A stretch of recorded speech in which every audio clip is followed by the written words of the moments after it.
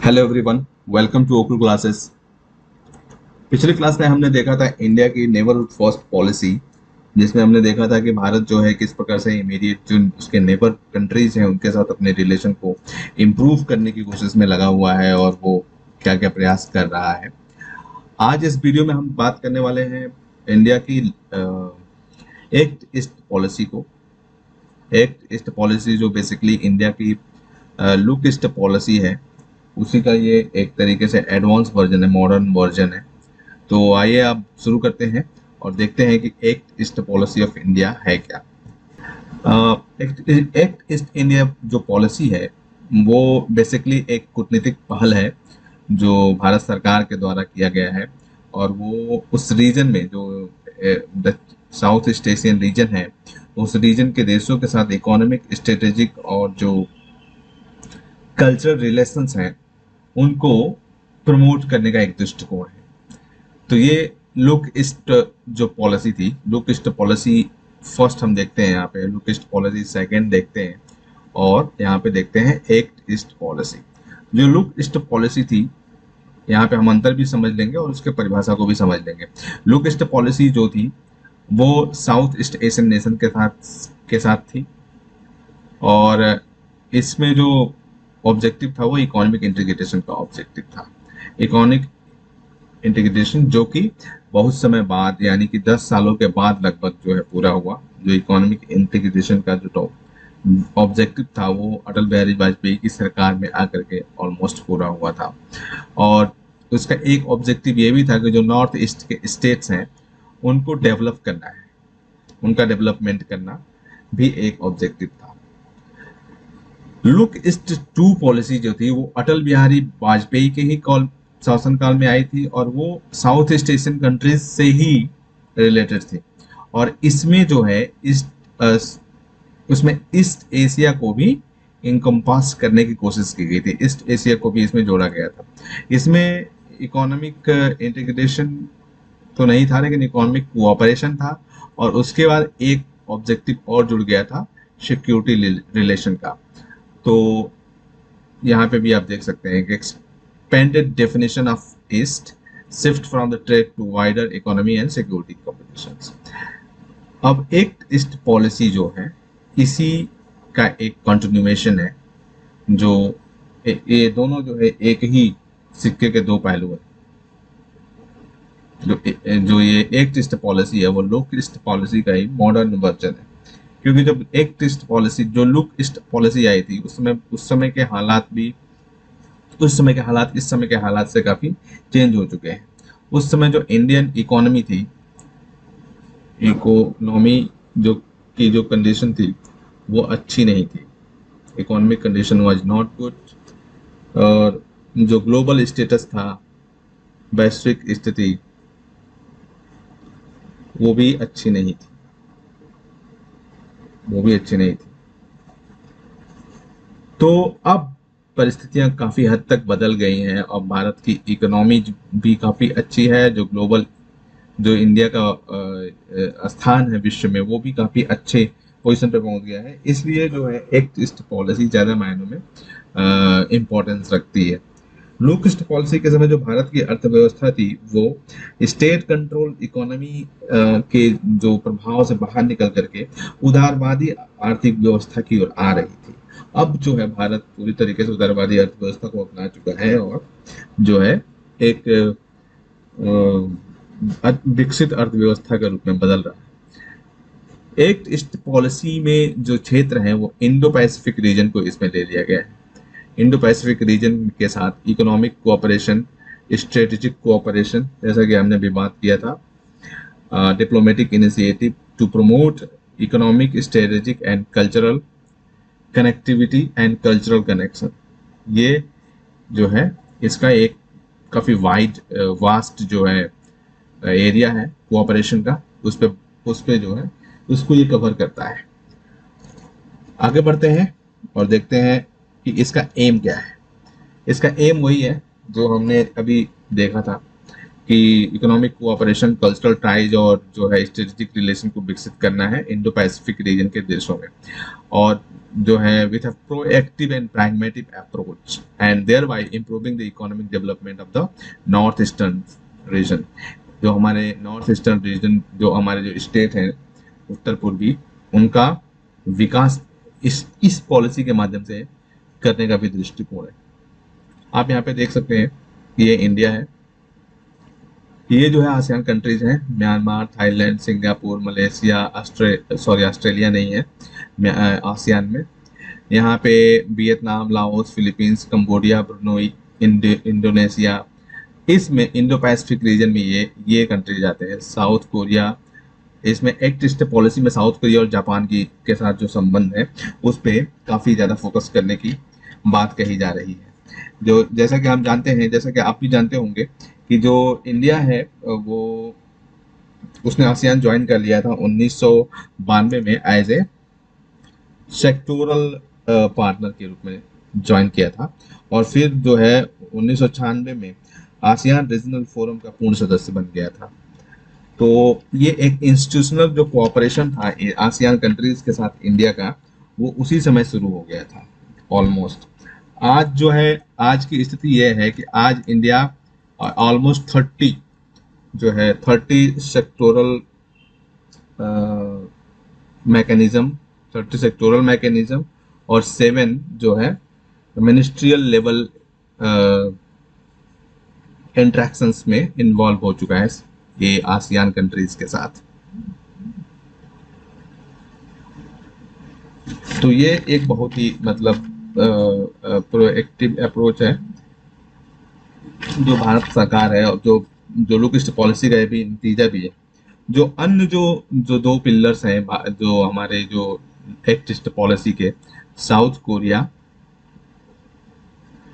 Korea और Japan.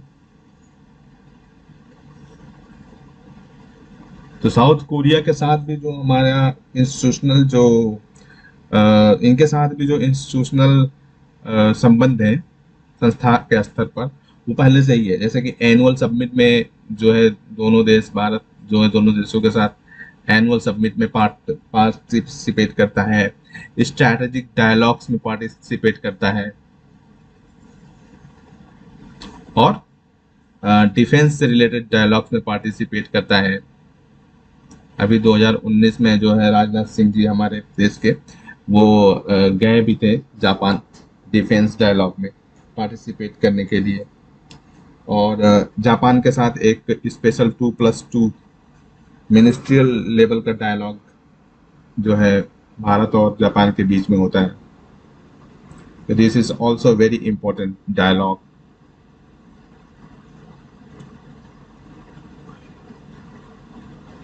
तो इस प्रकार से जो ये देश हैं, इंडो पैसिफिक रीजन की कंट्रीज हैं, इनके साथ भारत का इंस्टीट्यूशनल जो रिलेशन है वो भी काफ़ी इम्प्रूव लेवल पे है। और अभी हाल ही में जो है हमने क्वाड की चर्चा काफ़ी सुनी। तो क्वाड में भारत, ऑस्ट्रेलिया, जापान और अमेरिका के जो क्वाड्रिलेटरल जो रिलेशंस हैं उन पे फोकस किया जा रहा है चाइना को बैलेंस करने के लिए इस रीजन में। तो ये भी एक्ट ईस्ट पॉलिसी में एक काफ़ी बड़ा इसका रोल है। जहाँ तक हम इकोनॉमिक रिलेशंस की बात करें, अगर एक आसियान कंट्रीज और साउथ कोरिया और जापान जैसे देश के साथ, तो यहाँ पे हम देखते हैं कि जो आर्थिक संबंध है, ये 2 ट्रेड इसमें एग्रीमेंट साइन किए गए हैं आसियान के साथ, गुड्स एंड सर्विसेज से रिलेटेड। और भारत के इतिहास में पहली बार जो है आसियान के साथ और भारत के बीच में जो व्यापार है वो $80 बिलियन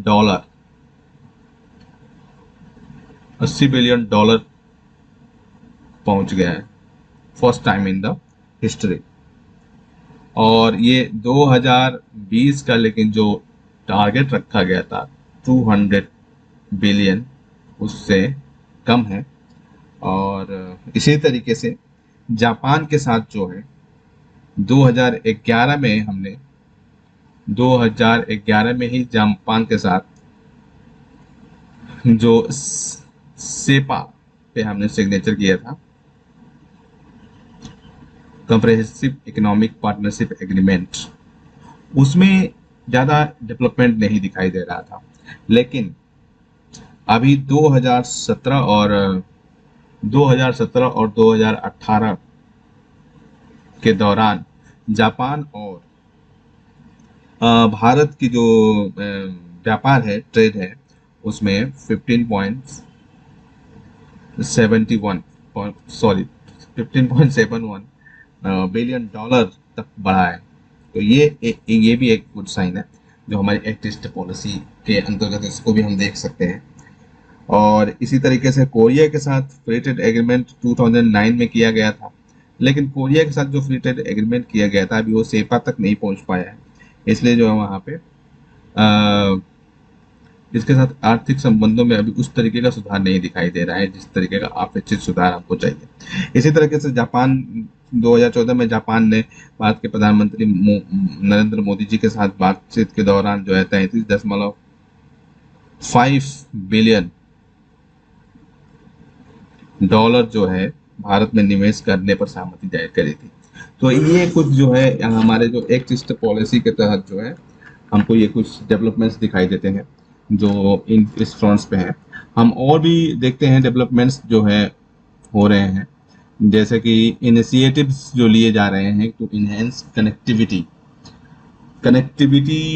जो नॉर्थ ईस्ट कंट्रीज के साथ जो कनेक्टिविटी है, नॉर्थ ईस्ट के स्टेट्स के साथ जो कनेक्टिविटी है उसको इम्प्रूव करने के लिए, और भारत और जो साउथ ईस्ट एशियन और इंडो पैसिफिक जो कंट्रीज हैं उनके साथ कनेक्टिविटी को इम्प्रूव करने के लिए क्या स्टेप लिए जा रहे हैं। क्योंकि I told you earlier that कि connectivity is the new global currency. Connectivity बहुत ज़रूरी है विश्व संबंधों में। कहीं पे भी आपको एक दूसरे के साथ जो है अगर संबंधों को बहुत तेज़ी से आगे बढ़ाना है तो कनेक्टिविटी बहुत ज़रूरी है। अगरतला अखौरा रेल लिंक जो है बन रहा है बिटवीन इंडिया एंड बांग्लादेश। आप यहाँ पे देख सकते हैं जो ये रेल लिंक है, ये यहाँ पे आप देखिए जो ये अखौरा है बांग्लादेश में और ये अगरतला है इंडिया में। तो ये पहली बार जो है फर्स्ट टाइम जो है बांग्लादेश से रेलवे लाइन बिछाई गई है अगरतला तक। ये जो रेलवे लाइन बिछाई गई है इसमें इस रेलवे लाइन में 5.46 किमी जो है ministry of development of north eastern region के द्वारा, और जो 10.6 किमी ट्रैक जो बांग्लादेश साइड में है वो मिनिस्ट्री ऑफ एक्सटर्नल अफेयर के द्वारा बनाया गया है। तो आप देखिए यहाँ पे बांग्लादेश को कुछ खर्च नहीं करना पड़ा है, कुछ नहीं करना पड़ा गया है। ये जो भी डेवलपमेंट है वो इंडिया ने खुद अपने ऊपर अपने से किया है। तो ये एक तरीके से जो हमने गुरजाल डॉक्ट्रिन पढ़ा था, बिना रेसिप्रोसिटी के जो पड़ोसी देश हैं उनके साथ संबंधों को सुधारा जाए, तो ये उसका भी दृष्टिकोण एक तरीके से दिखाई दे रहा है। और ये एक तरीके से भारत को भी इससे काफ़ी फायदा होने वाला है। बांग्लादेश के साथ जो है इस तरीके का जो वाली रेलवे लाइन बिछाई गई है इससे कनेक्टिविटी इम्प्रूव होगी नॉर्थ ईस्ट के जो स्टेट्स हैं उनके साथ, और जो हमारी डिपेंडेंसी है उनकी उस पर भी डिपेंडेंसी जो चिकन कॉरिडोर पे उस पर भी कमी आएगी। तो यहाँ पे हम कुछ और भी कनेक्टिविटी वाले जो एरियाज हैं उनको देखते हैं। Inter modal transport linkages inland water ways through Bangladesh, मतलब जो जमीन पे ही जो नदियों के माध्यम से जो वाटरवेज है बांग्लादेश के माध्यम से उस पर भी काम चल रहा है। और ये एक बहुत महत्वाकांक्षी परियोजना ये है Kaladan multi modal transport project and the trilateral highway project to connect the north east with Myanmar and Thailand. Myanmar और थाईलैंड के साथ जोड़ने के लिए जो कालादान मल्टी मॉडल इस ट्रांसपोर्ट प्रोजेक्ट चल रहा है वो भी काफ़ी महत्वपूर्ण है नॉर्थ ईस्ट की कंट्रीज के साथ जोड़ने के लिए। Road and bridge project and modernisation of the hydro electric power project undertaken under the India Japan Act East Forum. Road और ब्रिज प्रोजेक्ट भी बनाए जा रहे हैं जो इंडो जापान फोरम है उसके तहत। हाइड्रो इलेक्ट्रिक पावर प्रोजेक्ट भी बनाए जा रहे हैं। यहाँ पे हम देखते हैं जो ये कालादान मल्टी मॉडल प्रोजेक्ट हमने बात की थी वो यहाँ हावड़ा से चलेगा, जो मार्ग है वो समुद्र मार्ग से होते हुए यहाँ तक 539 किलोमीटर तक ये समुद्र से है। और फिर कालादान नदी है, ये कालादान नदी है, इस नदी से होते हुए जो है 158 किलोमीटर तक 158 किमी तक जो है इस नदी से जाएगी। फिर यहाँ से वो हाईवे है, हाईवे 129 किलोमीटर म्यांमार में है, और फिर वो यहाँ पे मिजोरम के साथ जुड़ेगा।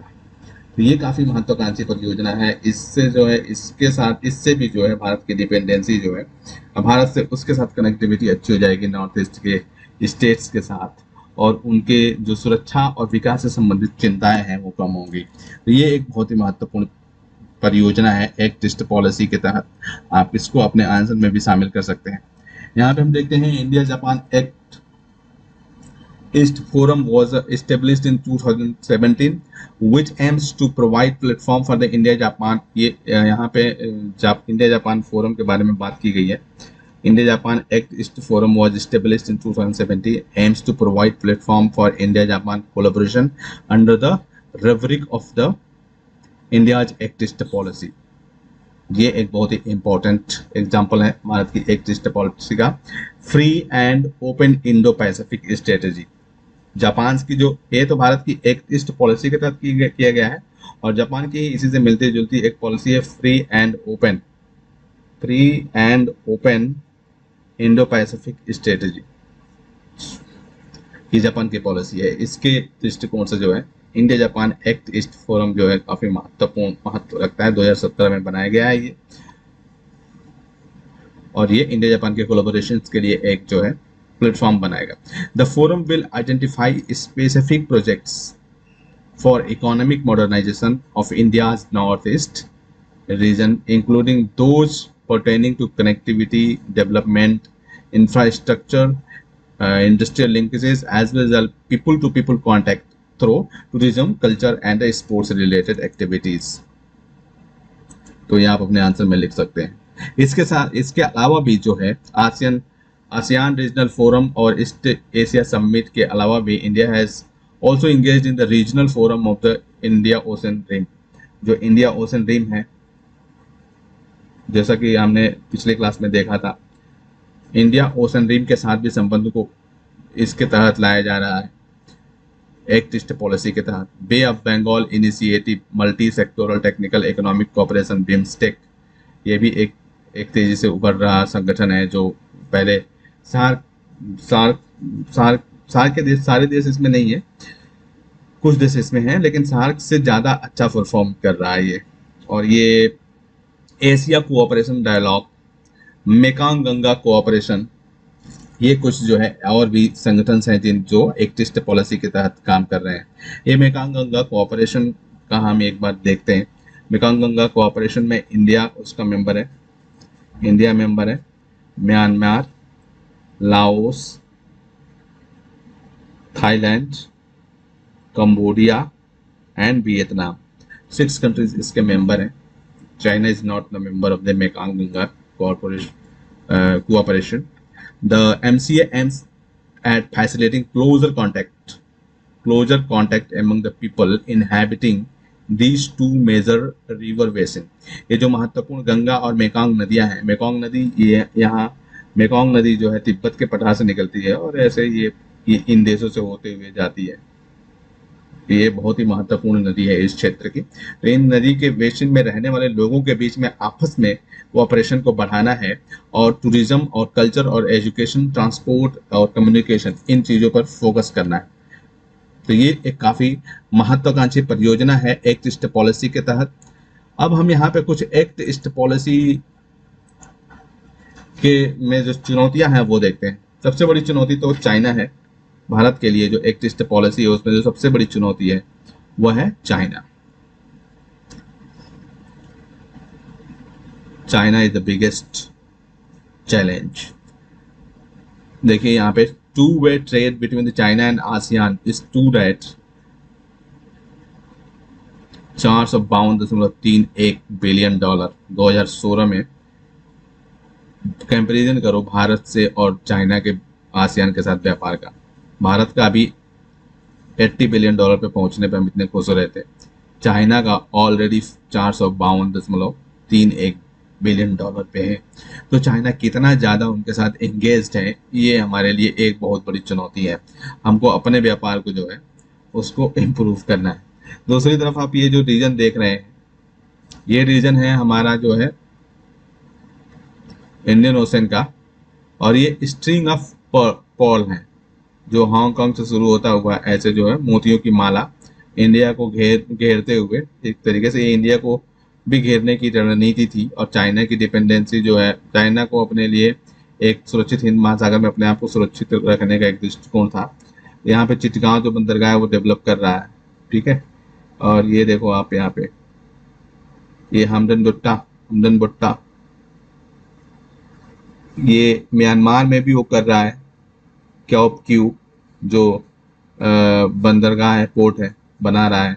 चिटगांव पोर्ट बना रहा है, हम्बनटुट्टा पोर्ट बना रहा है, ग्वादर पोर्ट बना रहा है, मालदीव में भी उसने किया हुआ है।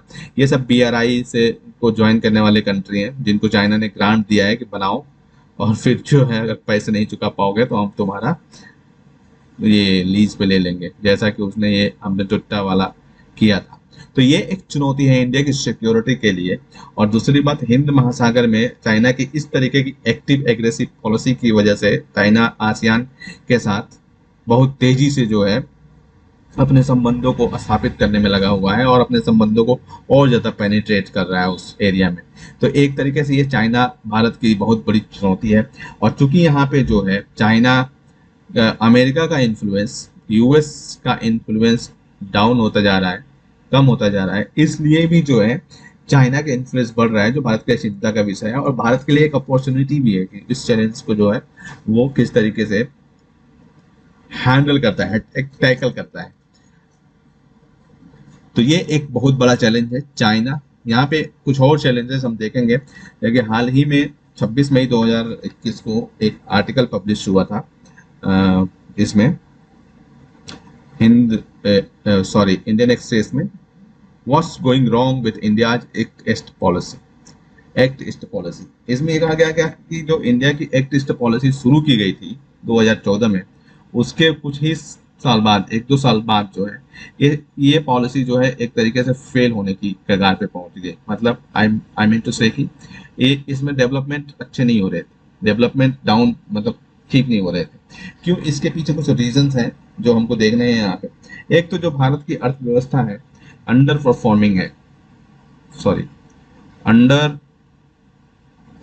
परफॉर्मिंग जो इकोनॉमी है इंडिया की, वो एक बड़ा रीजन है। जैसे कि इंडिया के जो अर्थव्यवस्था में जो अभी स्लो डाउन चल रहा है, इसकी वजह से वो इन देशों के साथ मतलब अपने संबंधों को हैंडल नहीं कर पा रहा है, आसियान कंट्रीज के साथ उनको अट्रैक्ट भी नहीं कर पा रहा है। तो ये एक बड़ा कारण है। और दूसरा इसी आर्थिक कारणों में ही एक कारण ये भी है कि ये जो है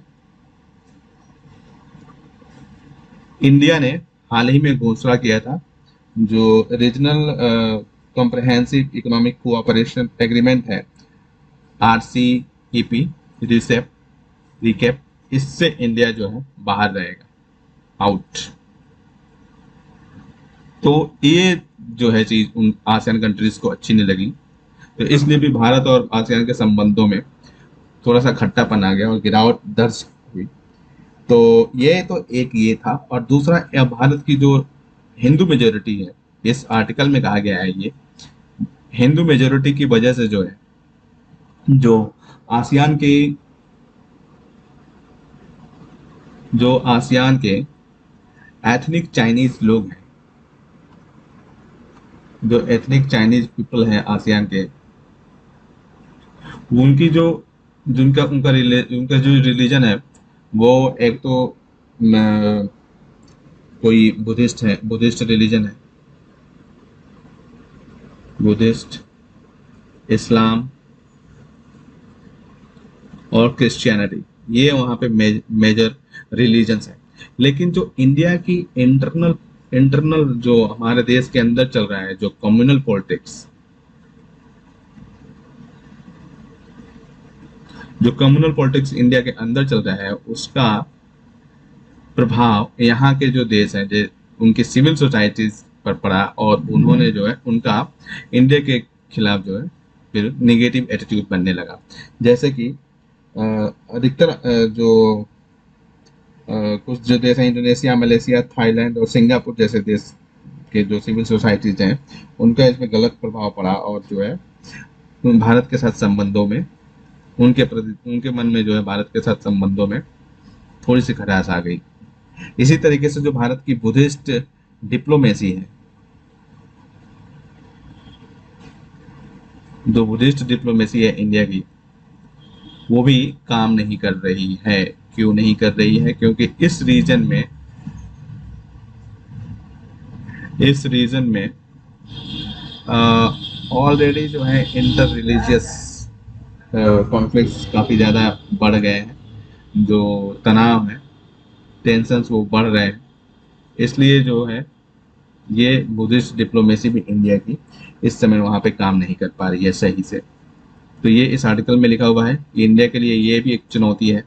दूसरा, तीसरा और कुछ चुनौतियाँ यहाँ पे दी गई हैं, जैसे कि कोविड से जो निपटने का तरीका रहा है चाइना का, वो काफ़ी इफेक्टिव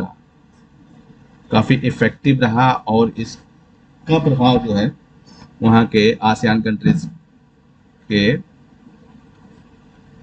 देशों पर पड़ा, और उन्होंने जो चाइनीज एथनिसिटी की जो कंट्रीज हैं, उन्होंने चाइना का सपोर्ट किया, चाइना का हेल्प लिया। चाइना अपनी वैक्सीन भी इनको देने की बात कर रहा है, इनको दे रहा है, मेडिसिन भी दे रहा है, और इनकी हेल्प भी कर रहा है स्ट्रेटजी के लेवल पर, ताकि जो है ये कोविड-19 से निपट सके। वहीं दूसरी ओर भारत ने कोविड-19 को जो हैंडल करने की जो मिस हैंडलिंग हुई है, जो अभी आप सेकेंड वेव में आपने देखा होगा, जो इस तरीके से इंडिया में जो है स्थिति आउट ऑफ कंट्रोल होने की कगार पे पहुंच गई, तो इसका जो है निगेटिव इफेक्ट पड़ा है इन आसियान कंट्रीज के देशों के ऊपर। इन सब के कारण क्या हुआ है? इन सब परिस्थितियों के कारण जो B2B रिलेशंस हैं, B2B यानी बिजनेस टू बिजनेस जो कनेक्शन है इंडिया और आसियान और ईस्ट एशियन कंट्रीज का, और P2P जो कनेक्शन है, P2P कनेक्शन का मतलब है पीपल टू पीपल कॉन्टैक्ट, जो ये ट्रैक पॉलिसीज की बात हम कर रहे थे। तो जो P2P कनेक्शन है ये खराब हो गया है, इसलिए जो है एक्ट ईस्ट पॉलिसी की जो एफिकेसी है वो कम होने लगी है इंडिया इस रीजन में।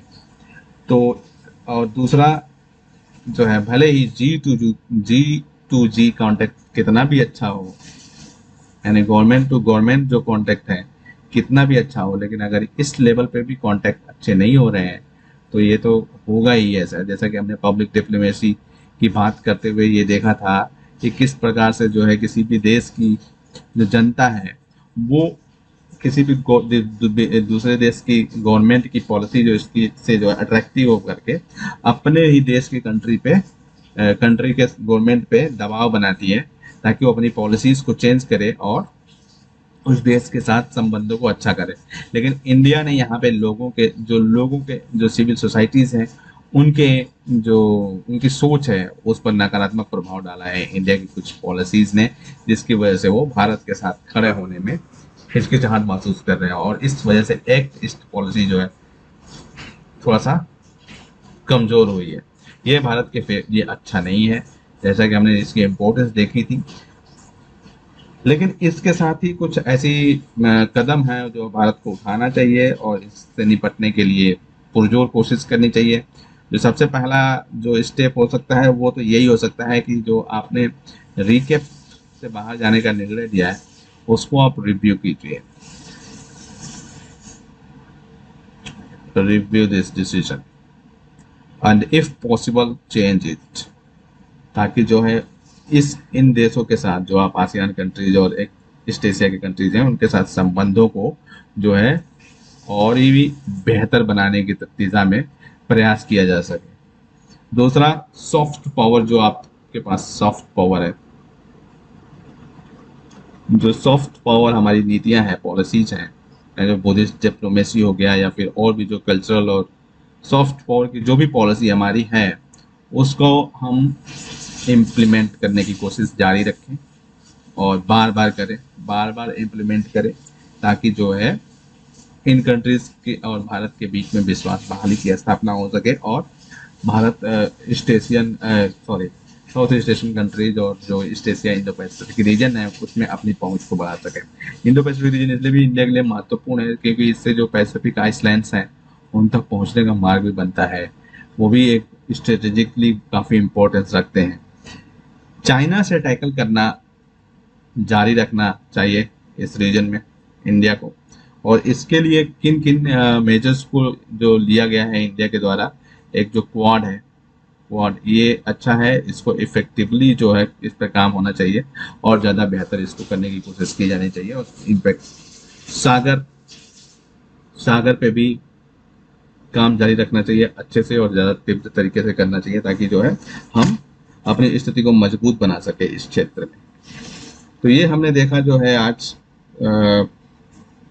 Act east policy of the India, और अगली क्लास में हम पढ़ेंगे जो west link west policy of the India, और जो आपके एग्जाम के लिए काफ़ी महत्वपूर्ण है। तो अगर आपने हमारे चैनल को सब्सक्राइब नहीं किया है तो जल्दी से कर लीजिए और साथ में बेल आइकॉन प्रेस कर लीजिए, ताकि आपको हमारे आगे आने वाले वीडियोस की नोटिफिकेशन समय समय पर मिलते रहे। अगर आपको इस टॉपिक में समझाए गए किसी भी कॉन्सेप्ट को लेकर कोई भी क्वेरी है तो आप नीचे कमेंट सेक्शन में लिख सकते हैं, मैं खुद पर्सनली उसको रिप्लाई 24 घंटे के भीतर करूंगा। आप हमें सुझाव भी दे सकते हैं ताकि अगर जरूरत पड़े तो हम सुधार कर सकें। आप हमसे हमारी ऑकुल वेबसाइट, हमारे Facebook page, Twitter page, Telegram channel और ईमेल के माध्यम से भी जुड़ सकते हैं। ये सभी लिंक नीचे डिस्क्रिप्शन बॉक्स में दिए गए हैं। और इस वीडियो को अपने दोस्तों के साथ, अपने कलीग्स के साथ शेयर करना न भूलें, ताकि इनसे इनसे सभी को हेल्प हो सके। इस सेशन में हमसे जुड़ने के लिए आपका धन्यवाद। मिलते हैं अगले सेशन में बहुत जल्द। तब तक ओकुल के साथ लर्निंग को एंजॉय करते रहें। आपका दिन शुभ हो। Thank you.